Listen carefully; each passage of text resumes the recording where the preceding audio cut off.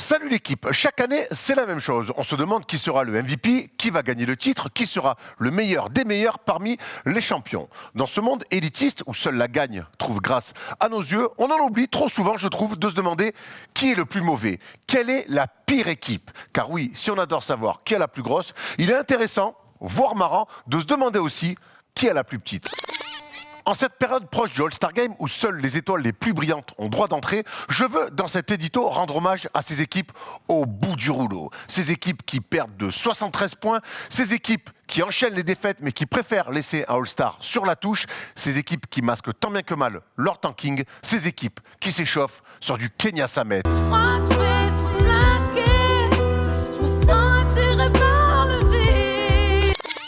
Mais attention, chaque saison, ce trophée fictif est aussi disputé qu'un titre de champion. Car oui, perdre en NBA peut rapporter gros. On connaît l'histoire de faire exprès de lâcher des matchs en vue de la prochaine draft. Par contre, il faudra dire aux Girondins de Bordeaux que ce système ne marche pas pour la Ligue 1. Mais en NBA, il marche et être nul peut souvent servir. Alors, dites-moi, cette saison, pour vous, quelle est la pire des pires équipes NBA ?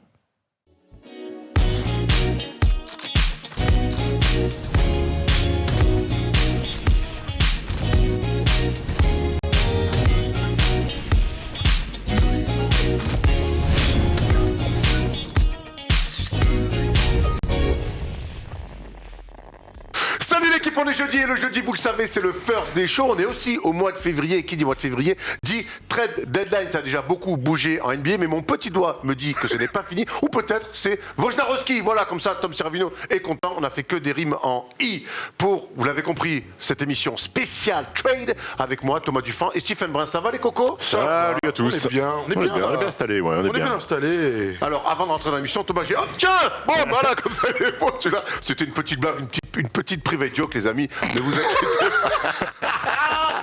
Je sens qu'on part sur de bonnes bases. Juste avant de partir à New York, là, ça va être super. Écoute, on part samedi à New York. D'ailleurs, allez nous suivre sur tous les réseaux sociaux parce qu'on va vous faire beaucoup de petits insights dans les salles, mais aussi hors des salles. Dans la night C'est possible. Et dans les salles à New York, et puis après, vous allez quand même avec Polo à Cleveland. À Cleveland aussi. Voir le Star Weekend. Donc il y a plein de choses intéressantes à voir. Exactement. On va commencer, avant d'aller dans le programme de cette émission, on va faire comme d'habitude. Ce week-end, nous, on sera à New York, mais vous allez encore pouvoir bénéficier de matchs européens de très haut niveau sur la chaîne MCS. Ça se passe samedi et dimanche. Vous le savez que le dimanche, c'est une énorme journée de basket. Dimanche dernier avec Steph, on s'est régalé. Samedi, vous allez pouvoir faire un match de Ligue Adriatique entre Méridan et le Partizan avec Mathias Le Sort. Et le dimanche, comme d'habitude, vous allez voir programme exceptionnel avec Kazan qui vient de taper le CSKA Moscou après 3 prolongations qui jouera. Le Bonjour Mario Isonia. Correct. Le Dynamo Sassari face à la Virtus Bologne qui a perdu hier soir en Eurocup face à Valence dans un match que tu as commenté. Malaga Madrid, c'est toujours une très belle affiche. Nouveau coach à Malaga. Du championnat. Iban Navarro qui vient d'arriver. Ouais, très bien. Du championnat espagnol. Et puis Murcia face à Barça. Murcia qui est une des surprises aussi, une équipe plutôt sympa à voir jouer.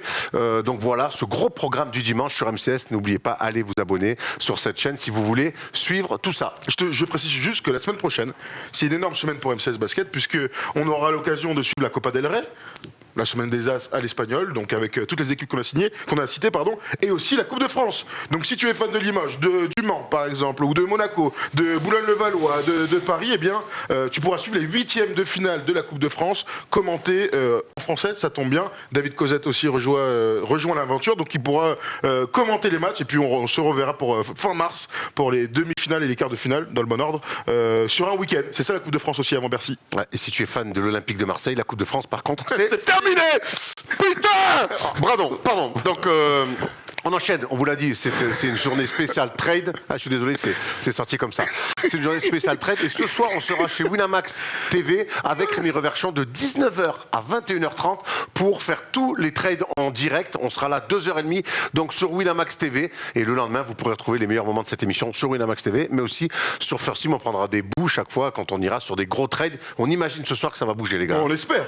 J'espère, il y a plein de choses intéressantes. Peut-être que les Mavs bougeront, je pense pas. Samedi, on part à New York, on vous l'a dit. dit, on aime bien flamber, mais fin mars, on part aussi à Los Angeles dans le Jiraya Trip. Il reste quelques places, messieurs. N'hésitez pas à venir avec nous, on va bien se marrer. Un match entre les Clippers et le Jazz, Nico Batum face à Rudy Gobert, et aussi une visite Universal Studios, le billet d'avion, le train ça va être trop lourd, sinon le billet d'avion, l'hôtel, les places pour les matchs, les places pour le parc, tout ça, 6 jours, 5 nuits, voilà, 1500 balles. Si vous voulez venir, allez sur le site Sport US Travel. On a fait le tour des annonces. On va pouvoir gentiment se plonger dans cette émission avec le sommaire.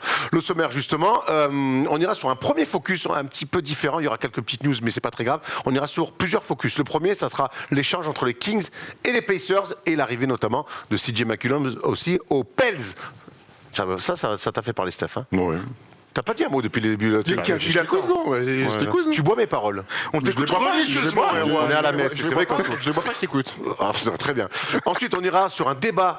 Comment reconstruire autour de Lillard chez les Blazers? On a compris que Lillard ne partirait pas, que Lillard a encore une nouvelle fois crié son amour pour les Portland Trail Blazers. Il va falloir maintenant reconstruire autour de Tonton. Comment faire? Qu'est-ce qu'il y a des petits coups à faire? On va voir que cet été, il pourrait y avoir un petit peu de cash côté Portland. Et ensuite, on ira sur un deuxième focus. On va laisser un petit peu les trades de côté. On ira sur un joueur que Steph aime beaucoup, c'est LaMelo Ball, qui va devenir All-Star après sa deuxième saison. Et c'est pas rien de devenir All-Star après seulement 2 saisons NBA. On fera aussi un petit focus sur sa nouvelle paire de chaussures spéciales et sa collab avec Rick et Morty. Pour ceux qui adorent la série, vous allez voir ces super chaussures. On vous en parle tout à l'heure dans le focus. Et on finira avec le moment préféré de Steph Brun, parce que c'est Tom Servino qui vient, c'est le quiz. Voilà, gros programme. Restez bien avec nous. On enchaîne tout de suite avec les news.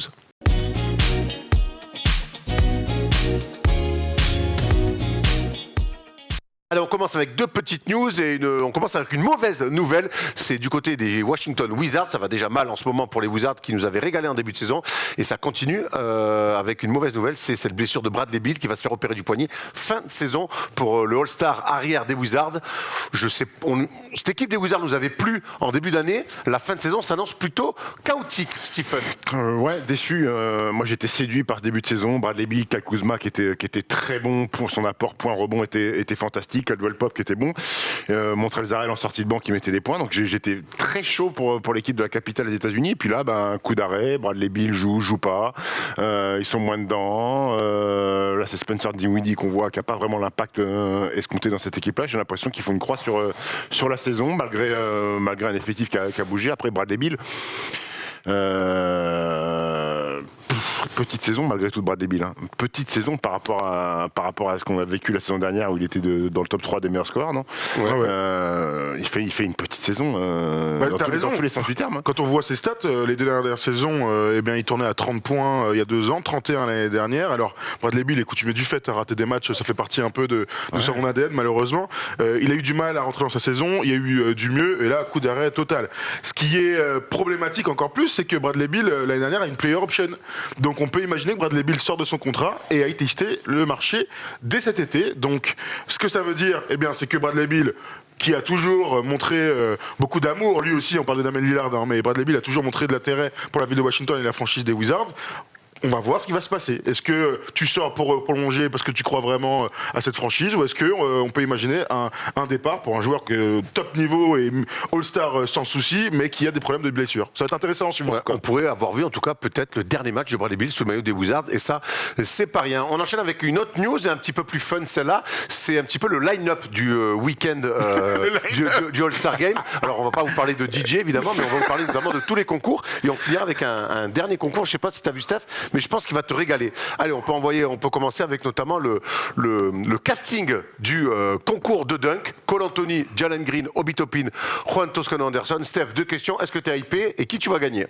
Je suis toujours hypé. Moi, je suis un bon pigeon à un concours de dunk chaque année. Ça fait 35 ans que je suis hypé par le concours de dunk. Qui je vois gagner? Jalen Green. Obi Toppin, je trouve trop grand. Tous les dunks qu'il fait Obi Toppin, je trouve que par sa taille, c'est moins joli. Jalen Green est ultra juteux. Je pense qu'il a de la créativité, mais et sinon, en joker, Anthony Cole. Cole Anthony. Ouais. Cole Anthony, pardon. Anthony Cole, c'est compliqué. Rappelle-le, gros. Écoute, nous on en a parlé lundi dans la libre antenne. Nous on voit aussi Jalen Green. Moi je vois Jalen Green aussi. J'ai pas pris de risque. On voit tous Jalen Green. Dites-nous dans les commentaires qui vous voyez. Je veux surtout pas Juan Toscano Anderson gagner. Non, voilà. je pense que ça va être dramatique pour notre ami. On l'aime beaucoup. C'est vraiment un bon soldat. Mais je le vois pas. Méfie-toi. Voilà, méfie-toi. Watch out. We never know Toscano. Tu sais que j'ai gagné un concours de dunk, moi. Ouais, mais il y avait qui en face aussi? C'était un tournoi organisé par Germain Castano l'été au profit d'une association au Creusot. C'était un tournoi 5 contre 5. J'étais avec Cédric Farchot et des potes d'Annecy. Il y avait un concours de dunk. Bon, j'ai fait le concours de dunk. Qu'est-ce que t'as fait comme dunk? C'est ça? J'ai lancé la balle comme ça. J'ai fait une petite pompe arrière. Après, j'ai mis la tribune. Là, en fait. Il y avait une tribune remplie de ce côté-là. J'ai mis une chaise, j'ai posé un mec sur une chaise, j'ai dit ok, je te fais la passe, j'arrive, je lance, tu la mets en l'air et je te passe par-dessus, je dunk. Donc tout se passe bien. Ambitieux. Ambitieux. Jamais testé avant. Donc prise de risque.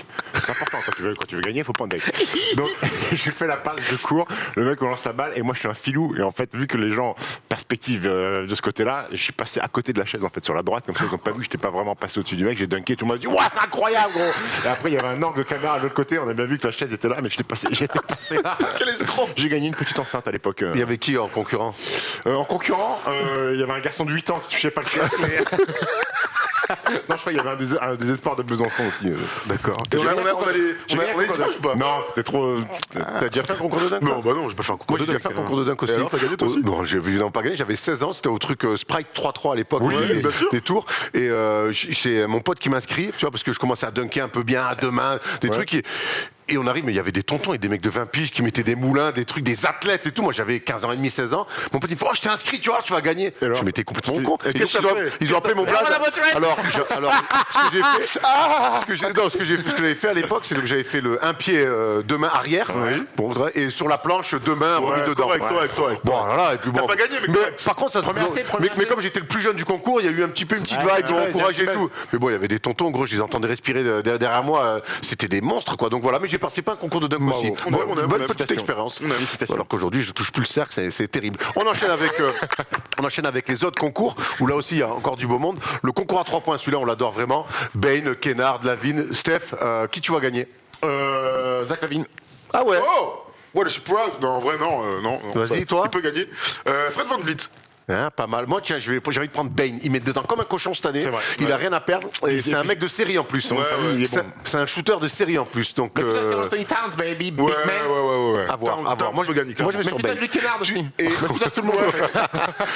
en général, c'est plutôt tous des bons shooters hein, dans l'absolu. Allez, on passe au Skills Challenge, Thomas, une épreuve un petit peu nouvelle, notamment dans la formation des équipes. Tout à fait, d'habitude c'est chacun son tour. Il y a eu des petits, c'est ce qu'on a connu, des grands ensuite ils sont rajoutés. Maintenant, ça va être un relais. Et donc on a 3 équipes. L'équipe donc des Cavs avec Jarrett Allen, Darius Garland et Evan Mobley, 2 grands, c'est cool. L'équipe des Antetokounmpo, très cool de voir 3 frères dans ce challenge-là. J'ai Et cru qu'il y l'équipe avait des Costas rookies. au début, mais je me dis, il va pas faire le Asvel Cleveland pour ça. Non, C'est absolument Alex pas. Qui joue en G-League. Ouais. Tout à fait, absolument. Ils sont beaucoup. Hein. On pourrait voir peut-être un jour 4 frères en C'est ouf, NBA. bon, ce serait ouf. Ce serait la première fois de l'histoire. Donc voilà, une petite nouveauté avec un relais.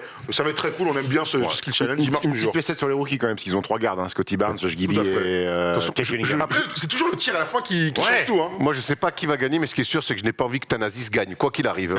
Maintenant, on arrive au dernier concours. Mais écoute, tu sais. On arrive au dernier concours, le nouveau concours qui s'appelle, c'est un format clutch. Et là, t'en as entendu parler? Non. Ça va te régaler. Ça va te régaler Regarde parce ça. que voilà, regarde. Donc, tu as 3 équipes de 2 duos, donc 3 duos. Par contre, tu as Risa Liberton avec Desmond Bain, Scotty Barnes avec Chris Duarte, ils sont 4 d'ailleurs, Evan Mobley, Josh Giddey, et donc. C'est vraiment le trail de tableau par l'NBA. Monsieur Zeng et Michael Et c'est des Porter teams, Jr. voilà, c'est des teams Ignite. Donc tu vas voir Le Ignite Team. tu vas voir tu vas chronométrer. Il va falloir que tu mettes 5 tirs de légende. Et tu vas commencer avec le hook de Magic Johnson Magnifique. face aux Celtics Empire. évidemment. Le tir de Ray Allen Qui a tué les Spurs. qui a tué les Spurs en finale pour aller en prolongation. Le tir à 45 de Reggie Miller face aux Knicks quand Oui. il intercepte Oui, tout bien ça. sûr. Là. Tu as le tir du logo De Lillard. le tir de Paul logo George. de Lillard Avec le sur coucou. Paul George avec le coucou. Et donc tu as le tir de Charles Barkley. Est-ce que celui-là vous l'avez? Beaucoup moins. Avec Phoenix. Avec Phoenix contre les Bulls. non contre les Warriors, contre les Spurs de David Robinson. Avec la planche. Il met un tir, il met un tir dans l'axe filoche. ok. Pour aller en finale. Je suis pas sûr, non, c'est pas pas les l'impression. playoffs. Non, Ils auraient c'est. pu mettre le lien Mais de Dirk sur Chris Bosh quand même. il met un tir sur, il met un tir face aux Spurs. Franchement, c'est archi cool. C'est Parce une bonne- que c'est une bonne idée. C'est une bonne idée. Très bonne alors je veux voir maintenant. C'est vrai que sur le papier, c'est excitant. Maintenant, je veux voir Je veux voir maintenant comment ça va être réalisé. Faut voir. Mais en tout cas, je sais pas, l'idée C'est m'excite. bien, c'est innovant. Tu sais qu'il pourrait faire aussi reproduire les go-to move des joueurs, Genre le teardrop de Parker, le fadeaway de Nowitzki, le fadeaway de Jordan. En tout cas, là-dessus, on se rapproche un petit peu de cette idée. Je trouve ça cool. Bravo, J'attends de voir. En plus, comme on l'a pas assez dit avec Paul, on sera sur place, donc on va pouvoir voir un petit peu. Et on vous fera nos retours en live. Voilà, on a fait le tour sur ces petites news. On va tout de suite maintenant sur le premier focus et les trades.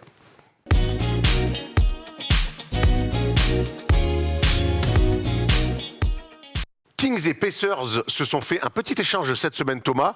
Et la première info qu'on peut avoir, c'est que donc, Tristan Thompson et Buddy Hield, qui arrivent à Indiana, ne veulent pas rester. Non, et on peut le comprendre. Voici déjà le récap de ce trade qui a eu lieu cette semaine. Domantas Sabonis part avec Jeremy Lamb, avec Justin Holiday, qu'on a vu d'ailleurs sous le maillot des Kings dans leur premier match. Starter tous les deux là. Tout à fait starter, absolument Justin Holiday. Et Sabonis. De l'autre côté, ce sont Haliburton, Buddy Hield et Tristan Thompson qui sont envoyés du côté des Pacers. Alors la première chose qu'on peut dire, c'est qu'on a tous été très surpris, pas par le trade entre deux équipes qui voulaient monter un trade, c'est que Tyrese Haliburton est dans le trade. Steph, comment t'as réagi quand t'as lu ce trade de toi? Surpris, et après réflexion, après 30 secondes, je me suis dit, bah, c'est vrai que c'est les Kings, donc pas surpris par ce qui pour moi est une erreur en fait. Est une erreur parce que Tyrese Haliburton pour moi est un joueur fantastique, qui a une marge de progression hors norme, qui est un fantastique shooter, passeur, qui est uniquement dans sa deuxième année de NBA. Et c'est un mec qui avait une mentalité fantastique, qui était imprégné de la culture de Sacramento, qui voulait faire bouger les choses justement, ne plus être dans cette franchise de la loose, on le rappelle, qui 16 ans sans playoff, c'est le record hein, dans la NBA. Je trouvais que c'était un bon gamin, donc j'étais un petit peu surpris de trader un mec qui est dans son année rookie, donc voilà, un peu déçu, mais bon, je suis pas surpris par le management de Sacramento, on y reviendra après, parce qu'ils ont dans sa deuxième année. ils ont pas mal de casseroles. Ouais, en fait, il y a un truc, c'est que son contrat rookie, tu voulais dire. Son contrat rookie, ouais. Il y a le truc, en fait, c'est que parfois, il y a des mecs qui arrivent dans les franchises et les fans se mettent à aimer, s'identifient. Tyrese Haliburton est un des rares jeunes joueurs qui arrivent à Sacramento et tout le monde dit bon bah voilà, on a envie qu'il reste longtemps là-bas. Absolument. Donc il y a eu des rumeurs de transfert et le front office des Kings avait dit il va pas bouger, c'est impossible. Et puis on était tous d'accord avec ça. Au bout d'un moment, il y a un gars que t'aimes bien, qui est aimé de tous, qui taffe, qui a un potentiel, faut le garder. 40% à 3 points. Absolument. Il nous a surpris sur son adresse, sur les tirs difficiles aussi en pull-up qu'il est capable d'inscrire et puis le mettre dans le trade. Donc d'abord, je comprends l'espèce d'élan, la grosse déception de tous les fans des Kings, parce que même moi, sans être fan des Kings, je me suis dit putain, mais qu'est-ce qu'ils font? Donc si tu avais été fan des Kings, j'imagine que tu dois être dans un état catastrophique. Donc voilà, maintenant on imagine que Tyrese Haliburton va s'éclater du côté des Pacers. On verra avec Brogdon ce qui va se passer et tout ça, mais ils ont en Haliburton un gars d'avenir sur le poste de meneur de jeu. Deux gars d'avenir avec Duarte. En tout cas, s'éclater chez les Kings, c'est ce que pense De'Aaron Fox, qui a déclaré qu'il pensait qu'il pouvait clairement prendre le lead et s'installer comme un vrai leader dans le roster qu'on voit derrière nous des Pacers. Moi, je reste très surpris quand même de ce move-là, de lâcher ce gars-là qui est dans un contrat rookie, tu le disais Steph, qui est aujourd'hui sur le même poste à peu près, poste arrière, que De'Aaron Fox, qui a un énorme contrat, qui a encore une valeur marchande, mais qui clairement, moi je vois... Tu vois, moi je comprends pas que... Ce trade, je pense qu'il s'explique uniquement par le fait que De'Aaron Fox a un énorme contrat. Aujourd'hui, De'Aaron Fox a un contrat où il prend 168 sur Tu crois qu'il peut pas intéresser des équipes? Le problème de De'Aaron Fox, c'est que c'est un meneur qui met pas un tir longue distance et qui défend pas un cachou. On se rapproche du clone de Russell Westbrook et de John Wall. Et je suis pas sûr qu'il ait une énorme valeur marchande. Des meneurs qui mettent pas un tir extérieur. Moi, je pense plutôt, c'est compliqué. Je pense plutôt que... Il fait une saison, il fait sa plus mauvaise saison. Oui, c'est une très mauvaise saison. C'est vrai. Moi, je pense plutôt que c'est l'inverse. Je crois qu'ils ont fait un choix, les Kings. C'est-à-dire qu'ils voulaient absolument Sabonis. Il faut se mettre ça en tête. Ils le voulaient. Ils veulent ce mec-là, ils sont charmés par Sabonis. Je sais qu'ils auraient pu l'avoir à la draft, mais ils ont préféré prendre Marquis Chris. Comme très souvent, hein, Marquis Chris. Bref, et qu'à un moment donné, il y a une négociation. Et je suis sûr que en face, les Pacers n'avait pas du tout envie de recevoir Darren Fox. Ils savent très bien que Buddy Hield, même s'il n'est pas là, c'est une monnaie d'échange là, ce soir. Personne n'est surpris s'il est échangé. Tristan Thompson, il est coupé, il ira chez un contender. Voilà comment les choses vont évoluer. Donc, ils voulaient quelqu'un, il y a une négociation, ils étaient prêts à perdre Haliburton pour aller chercher Sabonis. Et puis après, franchement, le duo Sabonis-Fox, il est pas. Ça peut le faire, quoi, les gars. Alors moi j'ai des sérieux doutes là-dessus. Moi Je vois quand même un meneur qui va un meneur qui va à 2000 à l'heure et tout, et je vois un mec qui au fur et à mesure des années quand même va être quand même beaucoup plus sur du demi-terrain, de la prise de position intérieure. En quoi c'est incompatible? Attendez les gars, on est en NBA en 2022. Le but de la NBA, c'est d'aller le plus vite possible, de tirer à 3 points. Sauf que la NBA demande aussi des moments plus calmes. En Sabonis, tu as l'aiguilleur du ciel, tu as la machine à basket, on adore le dire, même si tu le détestes depuis que tu l'as vu jouer en vrai à Indiana, Steph. On l'a vu hier dans son premier match, c'est qu'en lui, tu peux créer un vrai système offensif, sachant que lorsque tu as Fox, tu ne peux pas avoir ce type de système offensif. Donc, il est archi complémentaire sur demi-terrain d'un mec comme Fox. Comme Jokic et Murray. Alors, Murray est beaucoup plus shooter, mais dans l'idée. Ce qui me gêne, c'est qu'ils font ce trade avec quelle perspective de résultat? Aujourd'hui, ils sont 13e, ça veut dire on fait ce trade parce qu'on veut être en play-in. Oui. Ok, donc c'est ce qu'ils ont dit. D'accord. Donc, objectif play-in, je trouve ça déjà l'objectif est catastrophique. Et en play-in, même si les Lakers sont dans un état catastrophique, les Kings ils battent pas les Lakers, ils battent pas les Timberwolves, ils battent pas les. On est d'accord, mais après quand t'es GM, tu es dans les idées. Il récupère un mec de 25 ans qui est 2 fois All-Star. Il y en a beaucoup des mecs de 25 ans de All-Star qui sont sur le marché et que tu peux aller chercher. En fin de contrat dans 2 ans. 2 ans, t'as le temps de construire quelque chose autour de lui quand même. Moi, je suis pas. T'as le droit de le re-signer, ils ont le droit que ça se passe bien pour une fois avec un mec. Et on a le droit. Sabonis, c'est un pivot qui est un très bon passeur. Et t'as jeté tes 2 meilleurs shooters à 3 points et presque les 2 meilleurs shooters de la ligue avec Buddy Hield et Haliburton. Et on a le droit, t'as raison, on a le droit de pas être emballé par ça. Je suis emballé, je défends le projet de ce que j'ai vu. On a le droit de dire que c'est nul à chier, d'accord, mais une fois qu'on a dit ça, d'accord, moi je vois une force en présence, ils ont jamais eu un joueur comme ça depuis Cousins, ça.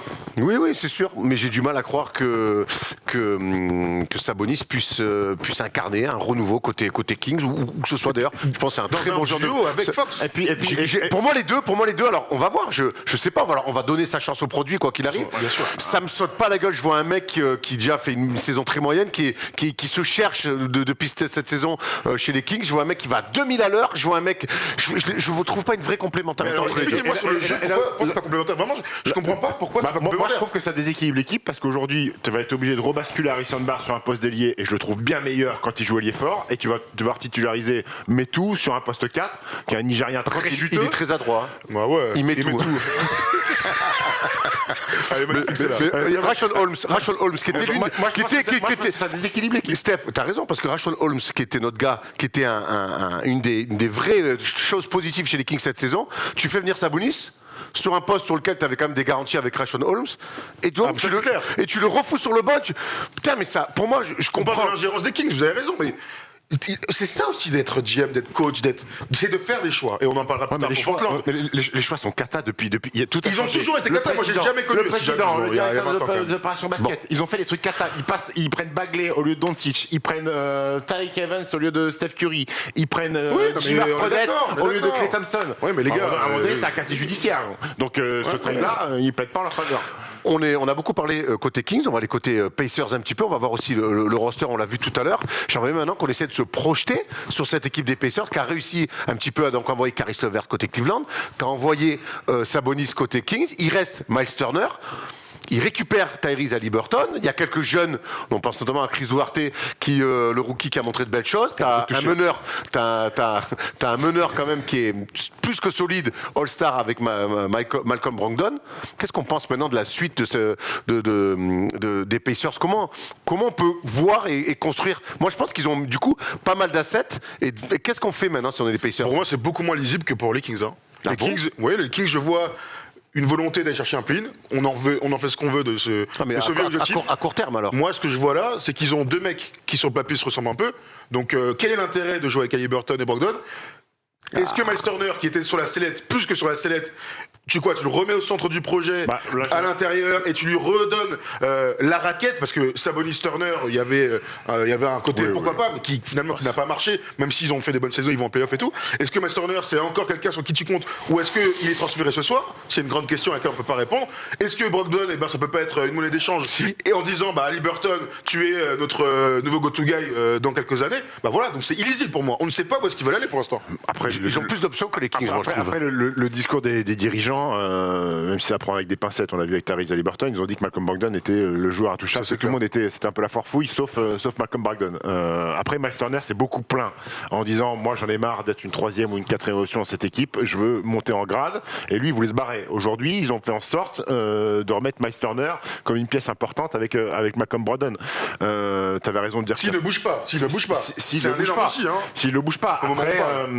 Après, Malcolm Brogdon, je pense, va être dans le viseur de pas mal de franchises d'ici. Tu m'étonnes sur un poste de meneur là. Sur un poste de meneur. Il a rencontré aussi, mais en vrai. Haliburton, Duarte, moi j'aime bien. Duarte, c'est un met dedans. Manque un peu peut-être d'explosivité. Et c'est un vétéran aussi, n'oublie pas. Après, dans la raquette, ils ont des trous. Tu vas démarrer avec Torrey Craig sur le poste 4, c'est Goga Bitadze qui est back-up. Mais de toute façon, cette année, on est d'accord que cette année, la lecture, Thomas, je te rejoins, elle est compliquée, puisque de toute façon, cette année, ils la bazardent clairement. Ils n'ont plus d'ambition cette année. C'est plus cet été qu'ils vont aussi, peut-être ce soir, rebouger, et cet été, me remettre des pièces pour essayer de commencer un nouveau projet la saison prochaine. Là, pour le coup, c'est vrai que cette année, les Pacers, ils la balancent en l'air. Justement, les Pacers, ils balancent cette saison en l'air. On va aller côté d'un deuxième trade, et avec notamment l'arrivée de CJ McCollum chez les Pelicans, ce trade entre donc les Pels et les Blazers, qui a fait quand même énormément parlé. Steph, tu as été surpris de voir ce trade-là entre ces deux équipes. On le récapitule. McCollum, Nunn Jr. qui va se faire opérer, qui est en fin de saison, Tony Snell, et de l'autre côté c'est Hart, Satoransky et Walker Alexander qui arrivent côté Portland. Écoute, ça fait quand même un paquet de temps, et même ici chez la First Team, qu'on discute de cette fin d'ère, cette fin de projet du duo Lillard-McCollum, et on était tous plus ou moins unanimes pour dire que s'il y en a un des deux qui doit partir, c'était plus CJ McCollum. Voilà. Là où je suis surpris, c'est que les Pelicans récupèrent un scoreur qui, malgré tout, est un peu en chute, que ce soit sur les pourcentages et sur le scoring. Moi, pourquoi ça me plaît pas, cet apport du côté des Pelicans, c'est que tu rajoutes un mec qui va te mettre des points, mais qui va pas en créer pour que les autres puissent mettre des points. Ils ont déjà Devonte Graham, qui pense qu'à mettre des points avec des pourcentages catastrophiques et qui est pas un bon passeur. Ils ont Brandon Ingram, qui certes est en progression sur la lecture de jeu, et ça se retranscrit sur les chiffres en termes de passes décisives, mais qui est quand même avant tout un scoreur. Ils ont Jonas Valanciunas, qui est peut-être le pivot à qui tu donnes des ballons en bas, le plus mauvais passeur de la ligue. Parce que Steven Adams, c'est meilleur. Nikola Jokic, c'est meilleur. Il y a un paquet de pivots. Joel Embiid, c'est meilleur. Donc, tu ramènes un mec qui va mettre des points, mais qui va pas être dans la création. Et ça me gêne. Je trouve que ça fait beaucoup de mecs pour mettre des points et pas faire briller les autres. Et tu perds Josh Hart, qui pour moi était un soldat parfait, défenseur, qui allait au rebond. Donc je trouve que à voir, mais je suis pas convaincu que ça fit. Je te rejoins plutôt. Après, je crois que les Pelicans ont saisi une opportunité. Voilà, tout simplement. Ils ont en phase 2 l'opportunité d'avoir un mec de grand talent, parce que CJ McCollum est un mec de grand talent, Paul Star, mais de grand talent, ils sont allés le chercher.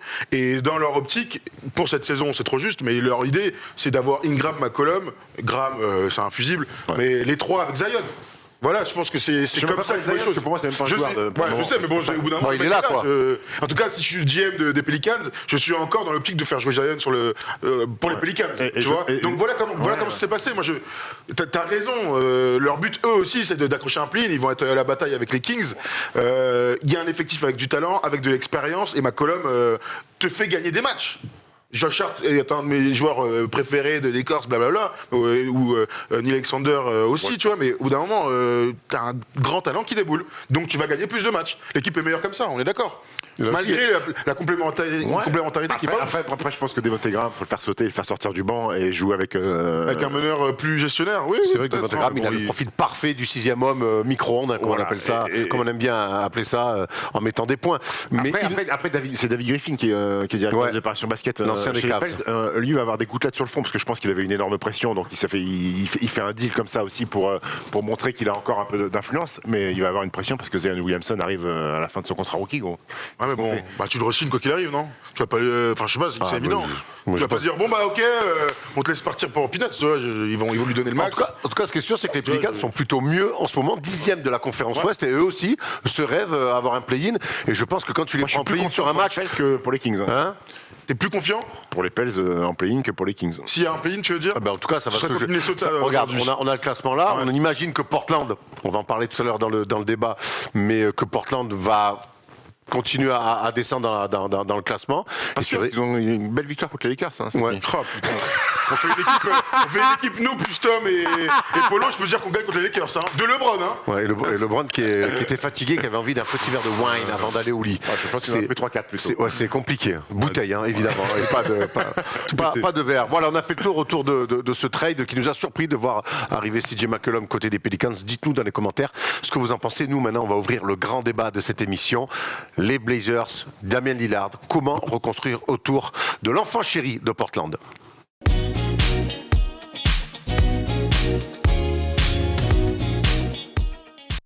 La reconstruction a donc commencé côté Portland. Elle se fera autour de Damian Lillard. Mais avant de rentrer un petit peu dans le pourquoi, du comment, cet été, l'oseille qu'il pourrait éventuellement avoir, je voudrais qu'on revienne quand même sur la fin de ce duo McCollum-Lillard. C'est un duo auquel on était attaché, mais c'est un duo en même temps auquel on n'a jamais vraiment cru pour aller gagner un titre. C'est un sentiment un peu ambivalent qu'on avait autour de ces mecs-là. Absolument, parce que en fait, quand tu te poses la question de est-ce que ce duo était un échec, quand je vois ça, 9 saisons, 8 qualifs en playoff, la fin est plus difficile, honnêtement. C'est difficile de dire échec.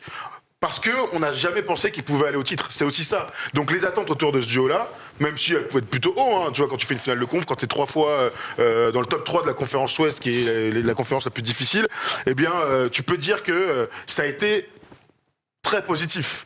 Maintenant, on attendait tous un move autour de CJ McCollum.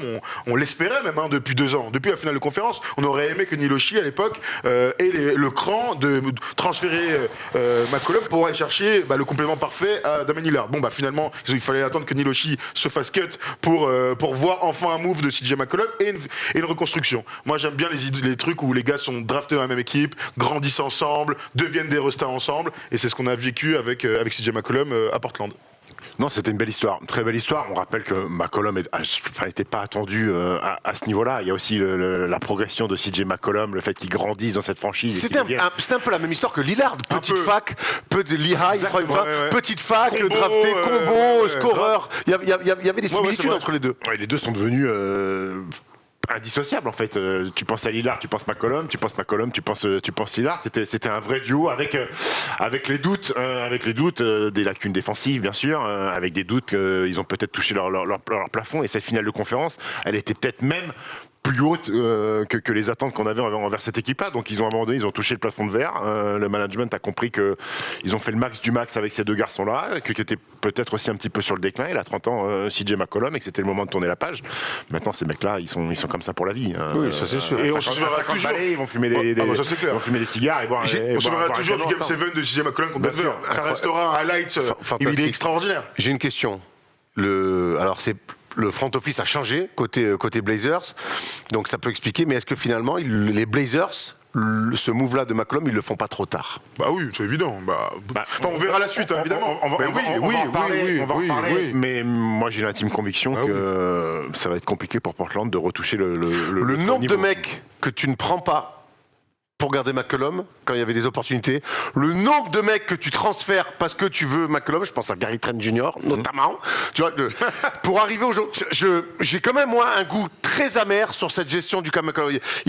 C'est une équipe qui marche à l'affect, qui est dans l'émotion. On sait que dans leur passif aussi, l'histoire des Blazers, le départ de Walton à l'époque avait fait jaser énormément. Le départ de Clyde Drexler aussi avait été très mal perçu. Donc la Marcus Aldridge aussi. Donc il y a toutes leurs mégastars. C'est vrai qu'il y a eu cette histoire-là du côté de Portland, mais j'ai quand même cette sensation, moi, que tout ce qu'ils ont fait pour garder CJ McCollum à un moment donné avec Lillard, ils sont passés à côté de beaucoup d'opportunités pour finalement aujourd'hui l'envoyer aux Pelicans où tu as l'impression Devoir recommencer de zéro. Voilà, tu recommences à zéro. Tu recommences à zéro et surtout, alors que le trade de McCollum, ils récupèrent ce qu'ils ont à récupérer. Moi, ce qui me choque, c'est surtout qu'ils récupèrent rien sur Norman Powell et Robert Covington. On va en parler, on va l'expliquer. Mais si tu pour répondre à ta question, je suis très pessimiste sur l'avenir de cette franchise. Alors justement, aujourd'hui, on va aller voir d'ailleurs, pour se faire une idée d'une équipe, rien de mieux que voir le roster. On va les voir. Le roster aujourd'hui, à quoi ressemble le roster des Blazers? Damian Lillard, évidemment. Bon, sur le papier, voilà ce qu'on a. Les mecs en rouge sont évidemment les mecs blessés et out pour la saison. C'est vrai qu'aujourd'hui, là, on parlait de lecture difficile pour les Pacers. Là, quand on voit ça, sachant que Nurkic est en fin de contrat, c'est compliqué d'avoir une lecture aussi sur la suite. Mais Alors, là, c'est pas on est compliqué. sur Déjà, les premières pierres. Alors déjà, on va expliquer les derniers trades parce qu'ils ont beaucoup bougé. C'est quelque chose qu'on attendait. Allait-il le faire? On pensait même d'ailleurs, nous, moi le premier, que l'idée c'était de tout péter au point de lâcher Damian Lillard. Ils ont bougé. Ça a commencé en début de semaine avec le trade de Norman Powell et Robert Covington du côté des Clippers. Ils ont récupéré donc Eric Bledsoe qui a un contrat non garanti la saison prochaine. Ils ont récupéré aussi Justice Winslow. Il y en avait un troisième, je sais plus qui c'est, mais c'est pas très grave. Keon Johnson. Tout à fait, c'est pour ça que je l'ai oublié. Ils ont ensuite bougé pour CJ McCollum. Ils se sont débarrassés de leur gros contrat. Voilà, c'est aussi simple que ça. Ils ont envoyé Norman Powell, gros contrat. Ils ont envoyé CJ McCollum, gros contrat, pour essayer d'avoir la plus grande flexibilité possible à l'été prochain en reconstruisant autour de Damian Lillard. Moi, j'étais sûr que c'était la fin de Damian Lillard, en fait.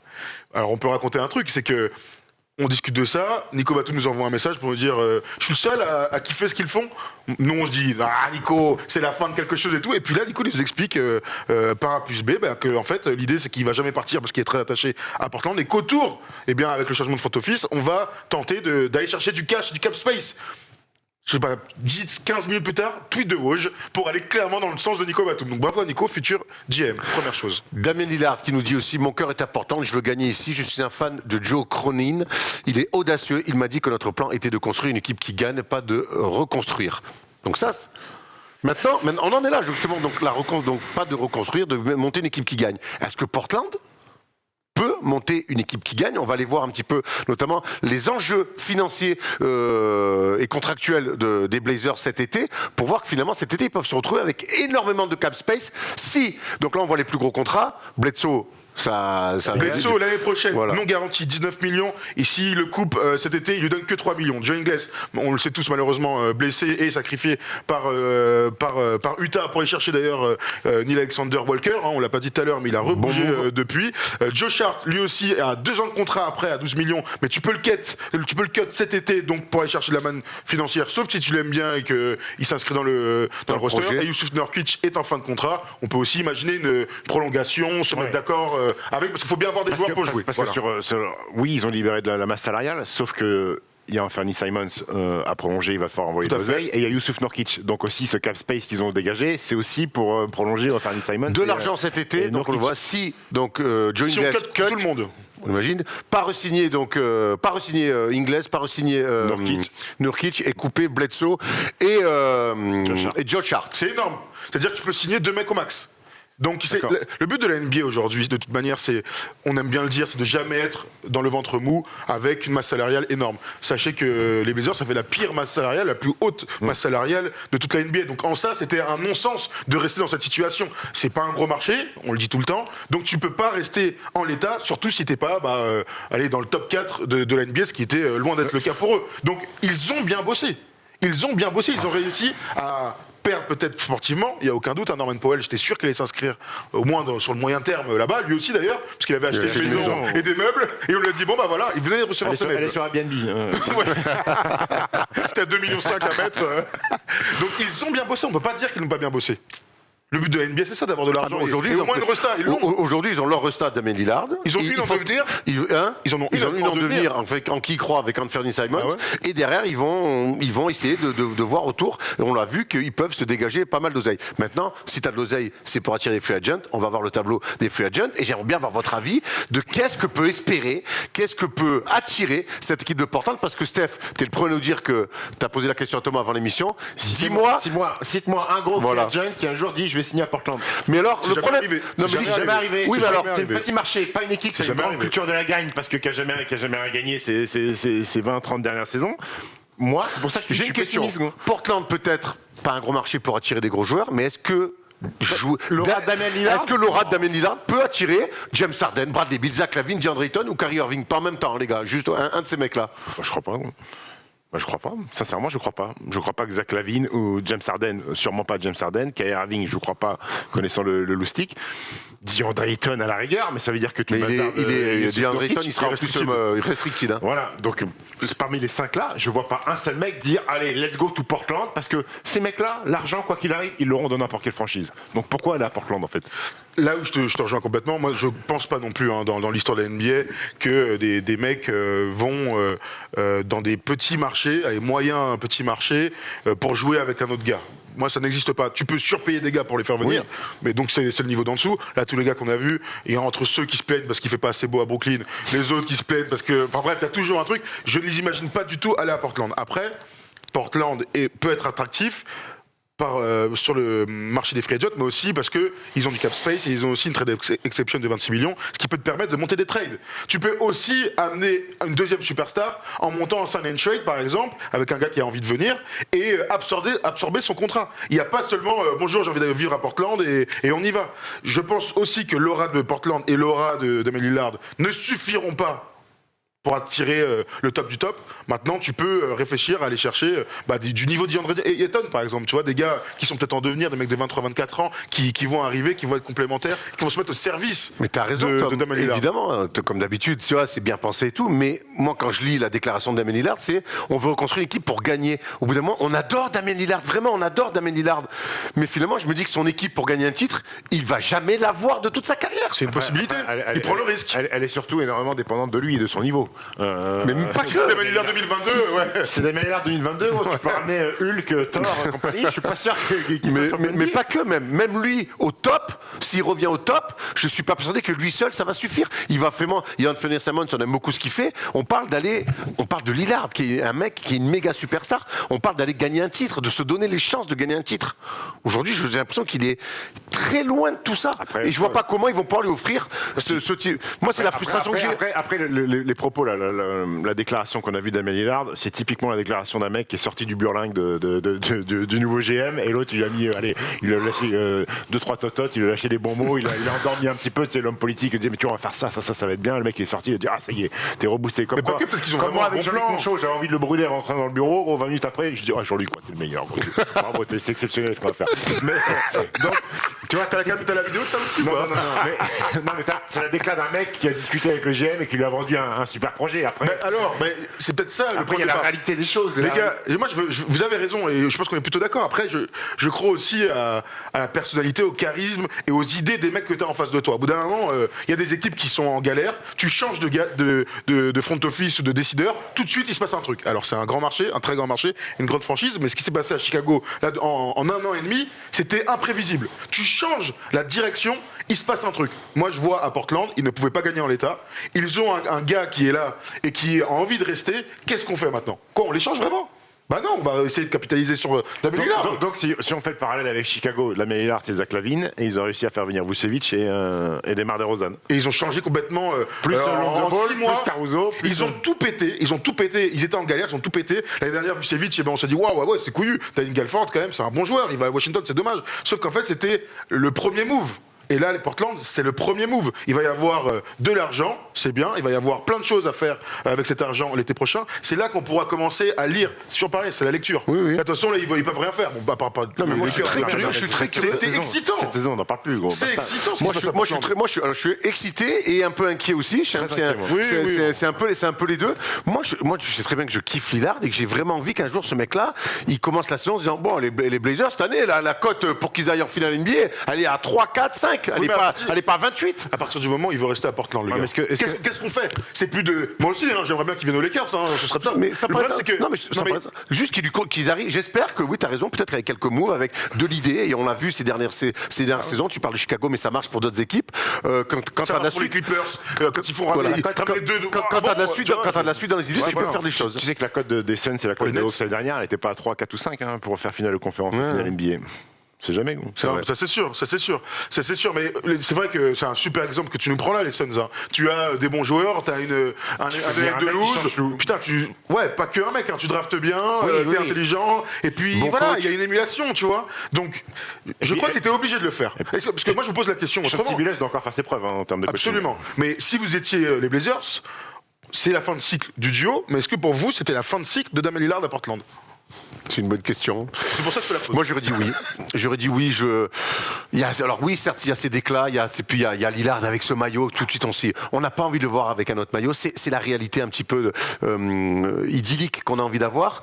Maintenant, je trouve que cette année, alors certes, il est blessé, mais j'ai pas non plus senti. Alors, il revenait des JO, mais j'ai senti un Damian Lillard aussi un peu lessivé, un peu lassé de ce contexte. Alors certes, le contexte Ça manque d'excitation. Ouais, le contexte va changer. Ils ont le fait que CJ McCollum soit parti, mais la greffe avec Billups, j'attends encore de voir, comme dit Steph et tout.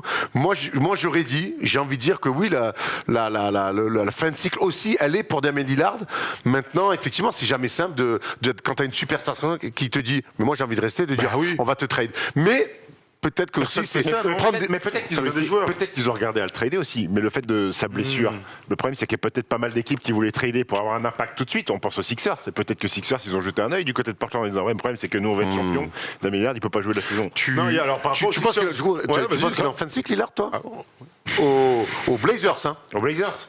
Si t'avais été GM, est-ce que t'aurais échangé Damian Lillard? C'est plutôt ça. Alors qu'il est en face de toi et qu'il dit gros, j'ai envie de tester. GM NBA, il y a beaucoup d'équipes qui ont fait ça. Je pense que j'aurais tout bazardé pour repartir de zéro, quitte à faire 1, 2, 3 saisons dans les bas-fonds de l'NBA. Après, garder un mec comme Lillard, très vite, t'as aussi un projet avec une vraie direction. T'as une superstar.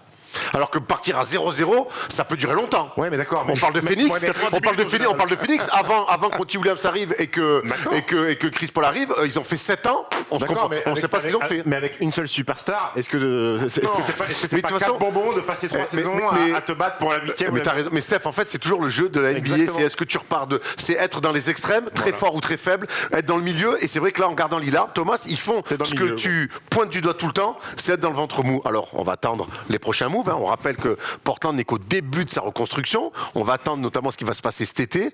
Mais j'ai l'impression que finalement, ils ont cassé. J'ai peur qu'ils aient cassé un schéma qui était clairement fin de cycle pour recréer un schéma et arriver au même point.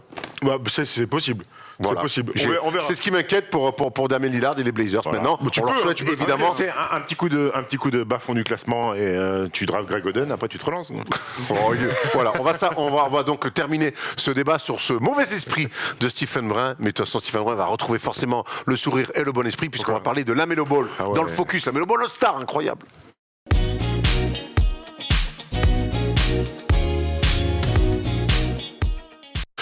Le All-Star Game, c'est dans une dizaine de jours. Et si on ne vous l'a pas dit, Paul et moi, nous serons sur place. Thomas, tu voulais peut-être rajouter quelque chose? Ouais, non, c'était sur Portland. On a juste oublié de parler de la draft prochaine, mais bon, c'est pas grave, parce qu'ils ont plein de choix de draft, donc ça peut repartir de là. Hein. Ce sera pas la première fois qu'une équipe a une superstar, draft très bien, et dans le cul du on en discutera. On pourra en reparler on pourra en reparler dans la libre antenne, notamment, puisqu'on est là tous les lundis de 22h à minuit. Et vous êtes de plus en plus nombreux à nous suivre.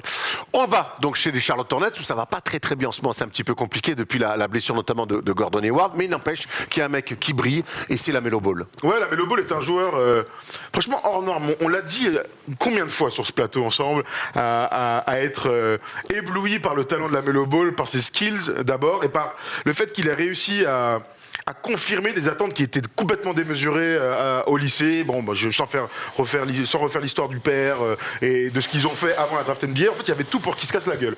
Et LaMelo Ball, en ça, moi, m'a surpris quelque part. On est les premiers à dire, tu vois, en fait, il a réussi à assumer tout ça, à même faire abstraction du côté médiatico-cata de son père pour devenir un super joueur de basket d'abord et un joueur qui va compter rapidement en NBA. C'est un joueur qu'on aime tous regarder jouer.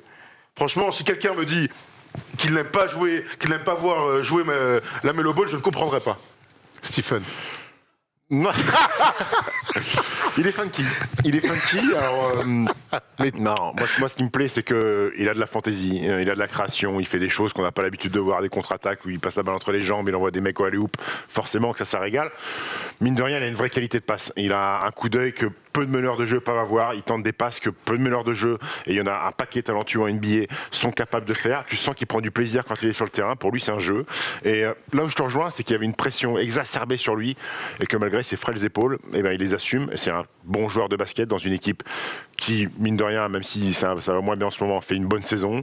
Il est bien entouré aussi. Il y a des mecs d'expérience, Gordon Hayward, Terry Rozier, qui sont des mecs qui sont là dans la ligue depuis un certain temps. Il amène ce côté funky à cette équipe, donc bravo à lui. Dans mon cœur, il est bien plus haut que son frère Lonzo. Qu'est-ce que t'as contre Lonzo? Alors, Je sais pas, tu me l'as vendu All-Star. 2025. 2025. Ouais, Mais en tout cas, son frère le sera. Ah oui, c'est vrai, c'est vrai. Tu penses qu'il lui envoie Lonzo? Tu parles de funky, tu parles de sympa à voir, les passes, c'est vrai, entre les passes, la qualité de passe, c'est très flashy. Mais moi, je veux pas qu'on oublie que à ça, il a gommé énormément de carences dans son jeu et qu'il est ultra efficace. Quasiment 20 points par match, on le voit là. Les pourcentages à 3 points très corrects et il en prend de plus en plus. Il a énormément progressé. C'est un joueur aujourd'hui efficace et qui a une vraie influence dans le jeu. Et ça, c'est vrai que les mecs flashy, on en a vu, mais moi, les mecs flashy qui sont pas rentables et qui sont pas efficaces, moi, ça me sort par ça. J'en parle parce qu'il est aussi très bon sur le terrain et que c'est une plus-value d'avoir un mec qui est performant, qui a 20-7-7 et qui a ses qualités en jeu. C'est pas beaucoup à être à 27-7. C'est un des mecs qui se rapproche le plus de White Chocolate. Jason Williams, le meilleur dans la fantasy, oui. Après, oui, bien sûr, en termes de chiffres, en termes de longévité, j'espère pour lui qu'il durera plus longtemps que White Chocolate. Et j'oublie pas que l'année dernière, quand il est drafté, au début, il n'est pas titulaire, ils le mettent un peu en couveuse, c'est encore Graham et Rosier qui sont titulaires, et en fait... très rapidement, ils sont obligés de le mettre au centre du projet, pas qu'il ne l'était pas encore, mais il fallait encore qu'on voit... Le problème, c'est que dès qu'il joue, il est carnage aussi. Ça, c'est clair. Et ça se confirme aujourd'hui. Bon, c'est un titulaire, c'est un All-Star, il n'y a pas de souci. On aurait pu peut-être envoyer Miles Bridges qui fait une saison de All-Star dans cet effectif. Et quand je vois Miles Bridges, je suis obligé de penser que la Mélo a un impact sur ce type de mec-là, quoi. Qui profite directement de l'impact de la Mélo. Donc, c'est ça aussi qu'on aime avec les jeunes joueurs. Bah, regarde, cette liste, elle est fantastique. Les All-Stars avant 21 ans. Kobe, LeBron, Magic, Thomas, Shaquille O'Neal, Zion, Luka, Anthony Davis, Kyrie, Kevin Garnett et donc la Melo Ball. Elle est incroyable cette liste, belle équipe de basket. Voilà, c'est un joueur en norme, c'est un vrai joueur en norme. Une équipe qui pourrait faire les beaux jours des Portland Trail Blazers, donc. Ouais, ça c'est clair, Et tu vois, c'est marrant parce qu'on pourrait le comparer aussi à Darius Garland qui est All-Star aussi, il n'y a rien à dire. Je me dis que dans cette conférence Est, il y a quand même 2-3 joueurs, Trae Young aussi qui est encore assez jeune. On va avoir des joutes de playoffs de super meneurs de jeu qui vont être très cool en playoff. Et puis il a ce côté charismatique, il a un visage à part, avec sa petite touffe de cheveux, il est un peu bling bling, on le voit prendre des photos tout fluo. C'est une star. Il a ça dans le sang. Être une star, plus que son frère. Plus que son frère Lonzo, qui lui a peut-être mal vécu mais alors, cette starification. On va un peu digresser. Moi, je pense que Lonzo n'a pas l'envie, n'a pas le caractère pour être une méga superstar. En plus, il tombe chez les Lakers, le daron le rend fou. Mais que la Mélo l'a beaucoup plus. Mais la Mélo il est arrivé quelques années plus tard. Et je pense que le daron, on le voit plus. Ils l'ont mis au bout de parfois longtemps. Parfois longtemps, mais ils l'ont mis quand même sur le texte. T-shirt avec les deux visages. Lonzo, avec deux méga superstars autour de lui, Lavine et DeRozan, il est comme un copain qui fait une bonne saison. Le daron, maintenant, il a les cartes bleues des comptes en banque de Lonzo et Lamelo, gros. Ils sont blindés de base. Ils sont famille ball. Ils ont d'oseille de base. Après, tu vois, alors juste vraiment, finir la parenthèse sur Lavar. Il a été cata, un contrat avec Jordan et tout. Moi, ce que je vois, c'est que Lavar Ball, il a 2 fils en NBA, un mec à 20 millions, un gars All-Star Game, le troisième qui est en G-League, pardon, mais moi, j'en connais pas beaucoup des mecs qui sont en G-League finalement. On peut aussi dire qu'il a certainement fait carnage médiatiquement, mais qu'il a réussi son coup. Il a enfanté des génies du basket. Est-ce que Lavar tu vois, et en ça, on peut dire bravo Lavar. Est-ce que Lavar Ball, il n'y a pas un parallèle à mettre avec le père de Williams? Bien sûr. Sur la création le projet. Je serais pas surpris qu'il y ait un film ou à minima une série sur le personnage. J'aimerais juste, pour finir, qu'on revienne sur la Melo Ball et on va le découvrir au All-Star Game. Ça va être marrant, ça va être fun. Moi, je sais pas vous, j'ai tellement hâte de découvrir ce mec dans des joutes de playoffs, dans des matchs chauds, tendus, avec des ambiances électriques. Les prises de décision, est-ce qu'il va enlever son côté funky, prise de risque sur des matchs vraiment en jeu ou il va continuer à avoir j'espère pas. Moi, là où j'ai envie de le comparer, c'est à Magic Johnson, grand meneur, qualité de passe incroyable, Magic Johnson, et dans les grands moments, et Dieu sait qu'il en a vécu, il a toujours gardé son truc, sa pista et son funky, avec de l'efficacité. Mais on peut comparer aussi à Trae Young, qui en playoff l'année dernière a continué à faire des trucs à la Trae Young. Alors tu gommes peut-être un petit pourcentage parce que bon, c'est les playoffs, mais il faut garder ta fantaisie, c'est ce qui fait ta force.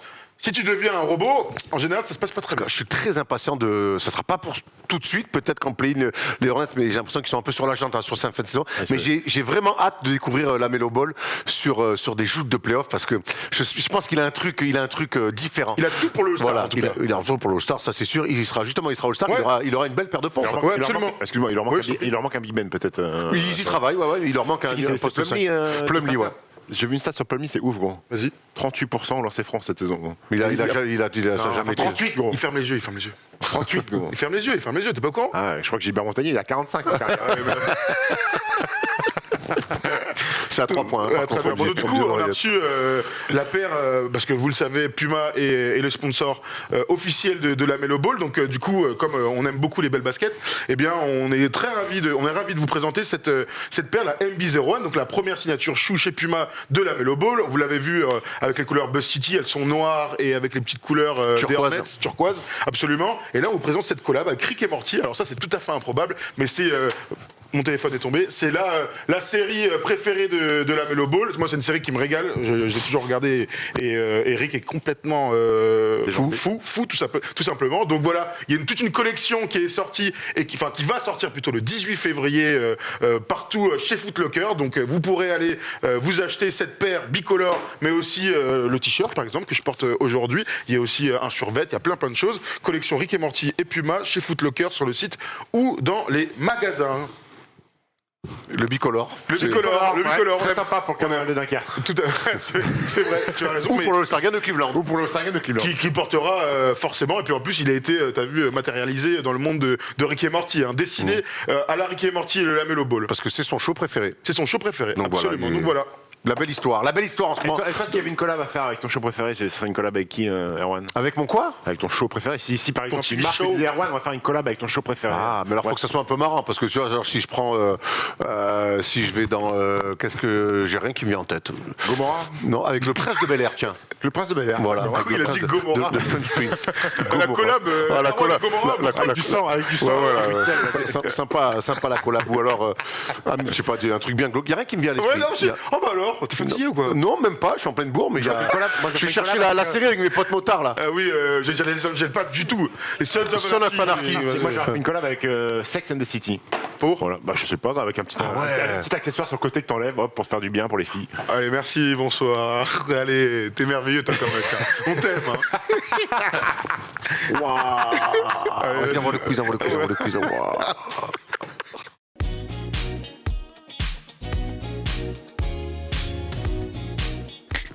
Allez, qui dit fin d'émission dit quiz. Et je suis content, pour le moment, j'ai toujours pas été tradé. Je suis content. Non, attends, mais t'as vu le contrat que t'as, l'oseille que tu prends, il y a personne qui veut de toi, gros, je te le dis tout de suite. Contrat rookie à jeter. Hein. T'as encore son Ah non, il est Non, il est sorti. Il a signé un contrat max. Ah, c'est vrai. T'es pas encore au courant. Pas contrat max, mais bon contrat. Enfin, max en niveau d'heure de taf, hein. c'est ça. Bon, aujourd'hui, 3 petites parties comme d'habitude. J'ai fait un petit quiz spécial trade. Très bien. Je vais vous donner une date, les joueurs qui ont été envoyés, et vous allez devoir me dire quel joueur est arrivé en retour. Ah, ok. Ok, Ah ouais. vous avez Pas compris un peu mal, mais ouais. on va pas essayer, cadeau. on va voir si ça marche. Si vous Pas galérez, meilleur, je vous dirai quelle équipe a envoyé ces joueurs-là. Ok, pour Ok, récupérer. vas-y. En 2008, l'équipe envoie Chauncey Billups, Antonio McDace et Check Sam pour récupérer. Nous sommes en 2008, hein. En 2008. Qui envoie quoi? Vas-y, redis. Chauncey Billups, Antonio Iverson. McDace, Allen Iverson. Oui, d'accord, ok, j'ai C'était compris, donc en les 2008, Pistons ok. qui envoyaient pour récupérer Denver, Iverson. ouais. C'est bon, vous avez compris? Ok. À Denver, ouais. En 96, l'équipe envoie Sam Cassell, Robert Torrey, Mark Bryan. Drexler. Non. Non. Barclay. Charles Barkley. Au Il est sol. pas mal ce jeu, il y a un truc, faut s'y mettre. Oula, mais- pardon, oh, je le En 2004, l'équipe envoie Alonzo Mourning, Aaron Williams, Shaquille O'Neal. Non. Eric Williams et 2 premiers tours de draft pour. Ce sont les Nets Antoine Wall. qui envoient Alonzo Mourning. Vince Carter. Vince Carter, bravo, pour l'instant tu survoles. En 2011, les Clippers, Attends-toi. je vous le donne, envoient Eric Gordon, Chris Kaman, Chris Paul. Aminou pour Chris Paul, bravo. Oh, putain, oui. Bon jeu ça. En Ah, mais j'ai 2012, l'impression. en 2012, cette équipe envoie Kevin Martin, Jeremy Lamb, 2 premiers tours pour Pour Pour Rudiger. James Harden. James Harden, bravo, c'était donc les Rockets. Ah ouais, ça va. Ouais, pas mal. Écoute, je passe un bon moment. Il en reste encore 2. Allez. En 2004, j'envoie l'équipe, Caron Butler, Lamar Odom. Shaquille O'Neal. Ah ouais, Shaquille O'Neal, ouais. Ça, bravo. Et enfin en 93, j'envoie Chris Webber aux Warriors pour Penny Hardaway. Penny Hardaway. Penny Hardaway. Bravo Erwan. Allez, j'ai le point. Et il est pour Erwan. Erwan, de toute N'en façon, fais pas trop, n'en fais je pas savais que tu allais être un peu en difficulté, donc j'ai fait une trop. énumération. Bon, J'ai fait une énumération pour toi.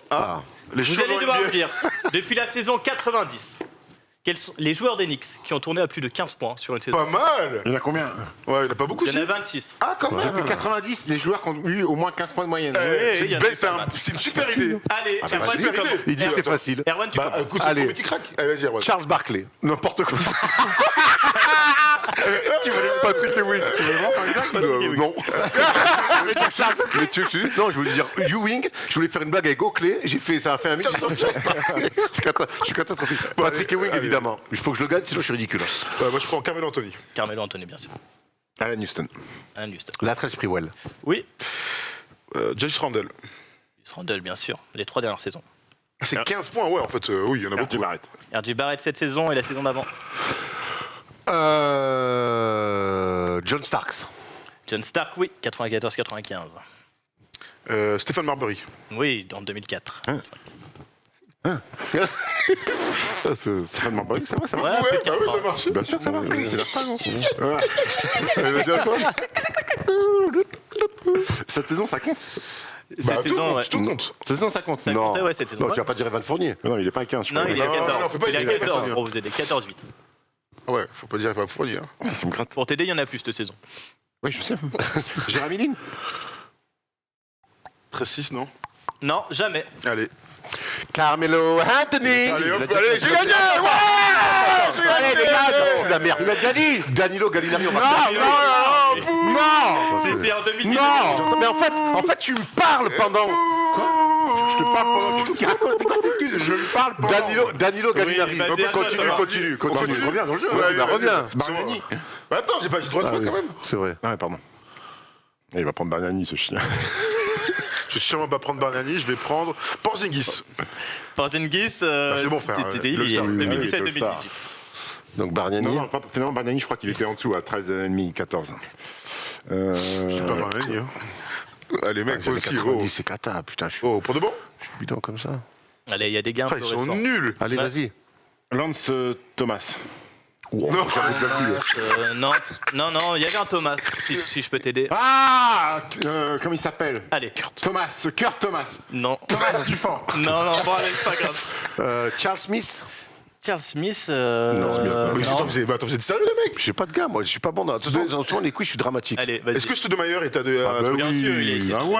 Vous êtes nuls, hein, franchement. Moi, j'ai gagné, vas-y, j'ai gagné, ils sont Mais nuls. attends, Je dis un dis-nous peu les qu'il y a bases. eu. Marcus Morris a été, Tim Hardaway Jr. a été, oui. Derrick Rose l'a été, Chelsea Billups, Raymond Felton a été, Wilson Chandler, Ah ouais. Ah, c'est lui, je pensais Wilson Chandler avec Lance Thomas. David Lee, t'avais dit Jeremy Lin, hein, pas David Lee. David Lee. David Lee, grave. Al Harrington, Zach Randolph, Jamal Crawford, Nate Robinson, Eddie Curry, Tim Thomas, c'est celui-là que Thomas. j'appelle, Ah Larry ouais. Johnson et Kiki. Kiki Van de Weg. Van de Weg. Cata. Bon, Merde. Bon, Ah mes ouais, gars sont bon. pas très Vous bons. serez là. meilleur sur le qui suit, On j'imagine. espère. Bah, j'espère que je serai meilleur. Allez, je suis né Allez. le 14 mars 1978 à Berkeley, en Californie. Charles Barkley. Oui, j'ai donc 43 ans aujourd'hui et je n'étais pas si loin de la NBA parce que pour la petite histoire, j'avais dit aux Celtics cette saison de me signer pour 3 jours.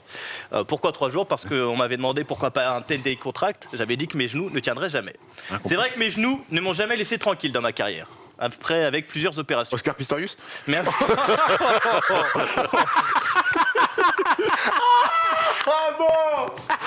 En plus, pour le coup, si je ne le laisse tranquille, il y en a pas.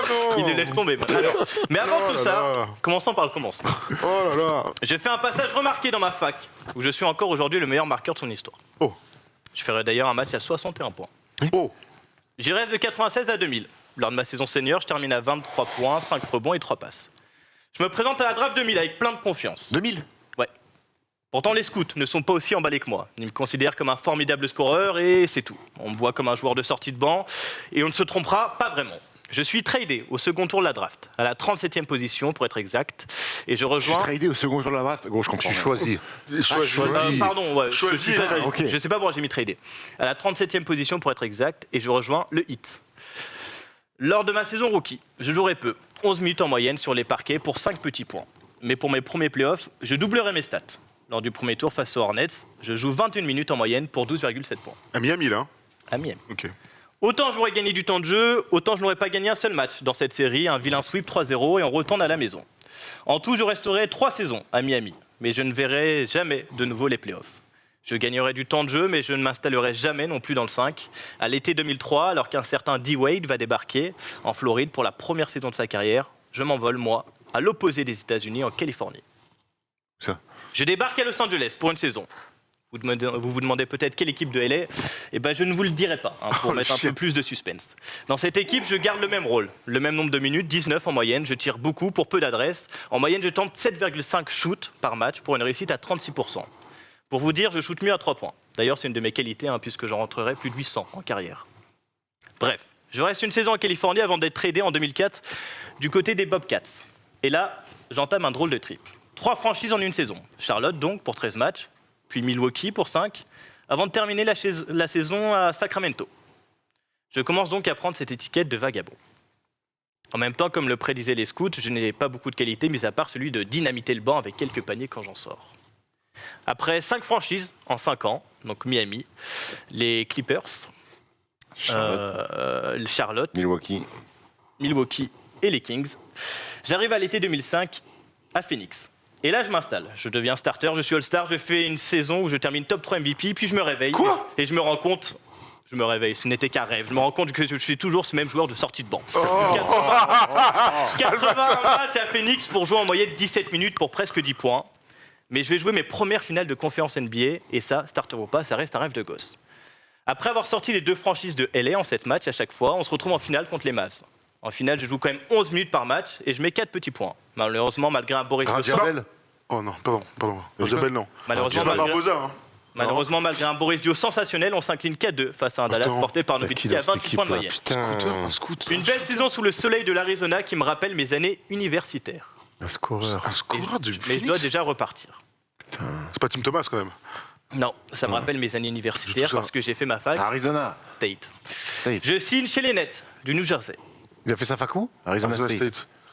Maurice Williamson, non. Putain, c'est un Je scoreur de signe chez sortie les de banc. On n'a Nets pas le du New plus. Jersey. On passera encore un tour avant de perdre face aux Cavs. Mais la gloire arrivera Donc, je suis même enfin. pas sur un bout de chemin, gros. La gloire arrivera, ça va t'aider en fin de carrière lors de mon passage dans ma 8e franchise. J'arrive à Boston pour la saison 2007-2008. Eddie House. Je l'ai dit depuis tout à l'heure, je le dis pas. C'est vrai? Ouais, Bah, ouais. bravo, c'est Eddie House qui arrive, depuis le qui arrive à début, Boston en 2007-2018 pour jouer le titre. J'attendais Boston. Eh ouais, dynamiteur, là, il fait avec son oui. bandeau, il shootait. J'ai aucun souvenir d'Eddie House Eh avec oui, Steve Eddie Nash. Je m'en souviens pas. moi, je sais, moi, je sais. C'est les époques Babac, non mais maintenant que tu le dis, mais moi j'ai. Je me souviens pas. Eddie House, Eddie ouais, Mason. bravo, félicitations. J'ai dit C'est dur en ce moment, les cousins Erwan, il va falloir se remettre en question. Hein. Quand tu pars 2 semaines au State, faut te reposer. Ah ouais, C'est vrai que pas au programme, Thomas est plutôt bon cette année. Mieux Il est qu'au début plutôt de bon, cette année. l'année. Au début d'année, t'étais struggle, mais Je dormais pas beaucoup. tous ceux que j'ai gagnés en début d'année, je me souviens que c'était jamais très clair, très net. La preuve en est, la réalité m'a rattrapé. Je suis dramatique au quiz cette année. Bon, écoute, Erwan, ça va quand même bien se passer le voyage. Ouais. hein. Ah, je te dis tout, je m'en bats les couilles. Je pars 2 semaines aux États-Unis, là. T'inquiète pas que mes défaites au quiz, elles vont passer tranquilles. Est-ce qu'on peut rassurer tout le monde? On se barre, mais on va continuer à faire des trucs du contenu. Jeudi prochain, donc on sera aux États-Unis, mais il y aura quand même un First des choses spéciales autour de LeBron et de sa legacy. Et ça va être intéressant. C'est une émission qu'on va vous proposer le jeudi prochain. Lundi, on ne sait pas ce qu'on va faire encore de 22h à minuit. Je pense rien, mais au pire, on va pas commencer à inventer des trucs. hein, Mais je vais pas soyez bien sur les réseaux sociaux avec nous. On va vous proposer plein de choses. Il y aura plein de formats courts aussi. Et donc, je vous le dis, jeudi prochain, une vidéo spéciale sur la legacy de LeBron James. On va se faire insulter, on va se faire aimer. C'est tout ce qu'on aime quand on... Allez, salut. Allez.